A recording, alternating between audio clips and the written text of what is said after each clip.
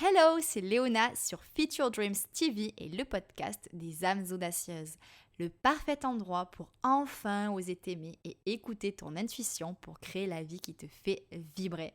Aujourd'hui, je te donne des exercices simples à mettre en pratique pour être toi-même.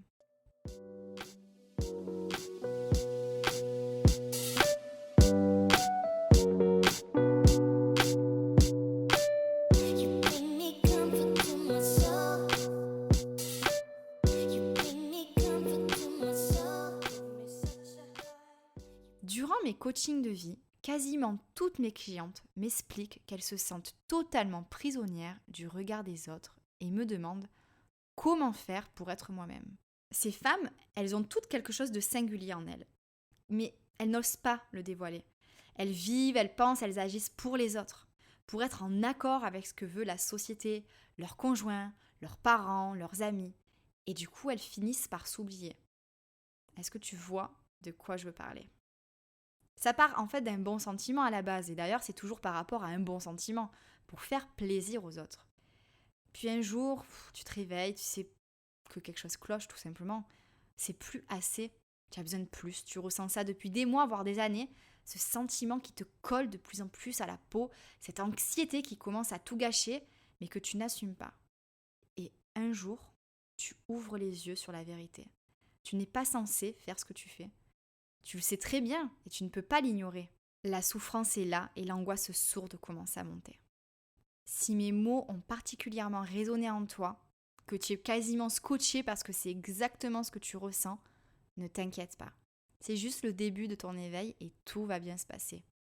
Tu en as simplement assez d'essayer de vivre une vie qui n'est pas la tienne. Je suis passée par là aussi. Alors bon, durant mon enfance et mon adolescence, j'avais réussi à m'affirmer et à ne pas me soucier de ce que les autres pensaient, plus ou moins. Et en devenant adulte, il a fallu commencer à travailler et c'est là que j'ai commencé à céder. J'ai essayé de rentrer dans des cases, mais chacun de mes choix était de plus en plus inconfortable. Dire oui alors qu'en fait on n'a pas envie, ne pas s'écouter, ne rien faire ou ne rien dire parce que ça risquerait de créer un conflit ou parce qu'on a peur de ce que les autres vont penser. Ça peut s'appliquer à tous les domaines de la vie en fait. Et d'ailleurs, je suis certaine que tu es en train de passer en revue le nombre de fois où tu n'as pas réellement fait ce que tu avais envie de faire. Est-ce que je me trompe ? Si tu me suis depuis mes débuts, tu sais que j'ai commencé à mettre ma vie sans dessus-dessous en 2013.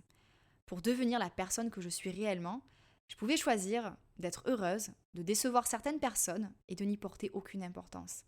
Je ne me suis pas posé la question bien longtemps et je me suis lancée. Ça a été la décision la plus libératrice et terrifiante de mon existence.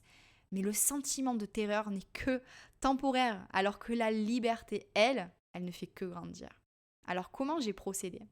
2 étapes ont été essentielles au début de mon éveil.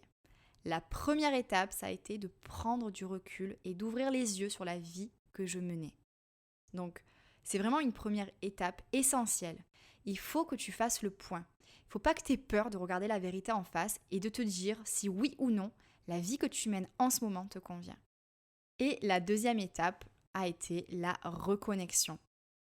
Et pour ça, je vais t'inviter à répondre à cette question.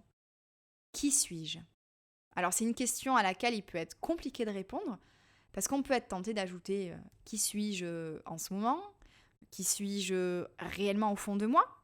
Mais pourquoi se poser ces questions ? Est-ce qu'il y a une différence ? Et si elle existe, c'est là qu'on se rend compte que ce n'est pas normal. Tu es libre d'être qui tu es réellement au fond de toi, là, maintenant, tout de suite. Mais aussi dans 2 minutes, une semaine et encore des années. Pendant toute ta vie. Tu as le choix. Alors vis dans le vrai et sois toi-même. Là, si tu me voyais en train d'enregistrer le podcast, tu me verrais avec le doigt pointé vers le micro, super impliqué, mais c'est tellement important. C'est vraiment ce qui a changé ma vie, donc j'ai envie que ça puisse te permettre de vivre la meilleure vie qui soit pour toi. Donc je te propose de prendre un carnet et de commencer à répondre à la question « Qui suis-je ?» Et si tu as du mal à trouver des réponses qui donnent vraiment du sens à ta personnalité, pose ton stylo. Je te demande pas de faire une liste de tes qualités et de tes défauts. C'est pas un entretien. Là, tu es seul face à toi-même et tu souhaites te retrouver. Alors ferme les yeux et reconnecte-toi à toi-même. Qu'est-ce que tu adores faire ? Qu'est-ce qui te donne le sourire ? Comment aimes-tu passer tes week-ends? Tu ne sais pas répondre à ces questions? Alors prends encore plus de recul et réfléchis à tout ce que tu aimais faire enfant, adolescente, puis en tant que jeune adulte. Appuie sur pause et à toi de jouer. Maintenant, pose-toi cette autre question. S'il n'y avait aucune limite, comment est-ce que je me comporterais au quotidien? Et s'il y a un décalage immense entre tes réponses et la réalité, fixe-toi des petits challenges et sois toi-même un peu plus chaque jour. Et justement, j'y viens. La troisième étape, ça va être de te challenger un peu plus chaque jour. Alors, voici quelques exemples qui pourront peut-être t'inspirer, mais libre à toi de te fixer de nouveaux challenges et de les partager d'ailleurs en commentaire, n'hésite surtout pas. Donc ma première proposition, c'était de dire non si tu n'as pas envie ou que tu n'es pas d'accord. Et ça peut être tout simplement de refuser une invitation parce que tu as besoin de temps pour toi. Donc voilà, cette première proposition. Deuxième proposition, ce serait de dire ce que tu penses réellement sur un sujet. Alors ça donne toujours naissance à des conversations intéressantes, tu vas voir, donc n'aie pas peur, lance-toi. Ma troisième proposition, ce serait de faire quelque chose que tu aimes et qui apporte du bonheur dans ta vie, rien que parce que tu as envie, et de le faire toute seule, de n'avoir besoin de personne d'autre pour le faire. Et enfin, ma dernière idée, c'était de te pousser à commenter ce podcast et de partager ta réponse à la question « Qui suis-je ?» et le challenge que tu te fixes cette semaine. Ça te fera sortir de ta zone de confort, mais tu verras, ça va te donner envie de rester justement dans cette dynamique super positive. Et puis, ce sera peut-être la première fois où tu te présenteras tel que tu es vraiment. Un premier acte de courage qui te permettra de te sentir lancé vers la reconquête de toi-même. Et puis, j'aimerais tellement apprendre à te connaître, donc surtout, n'hésite pas. J'espère que ces exercices t'ont plu et surtout qu'ils t'ont apporté des éléments pour commencer cette reconnexion à toi-même.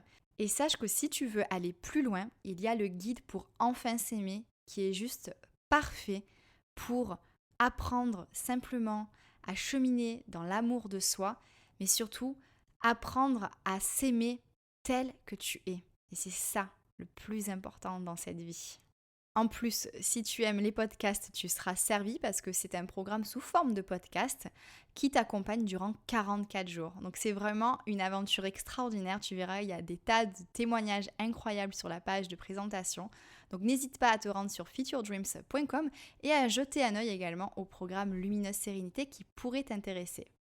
Et si tu as la moindre question, n'hésite pas à m'envoyer un email à coaching@featuredreams.com. Je te dis à très vite dans le prochain épisode des âmes audacieuses et je te souhaite une merveilleuse semaine à venir.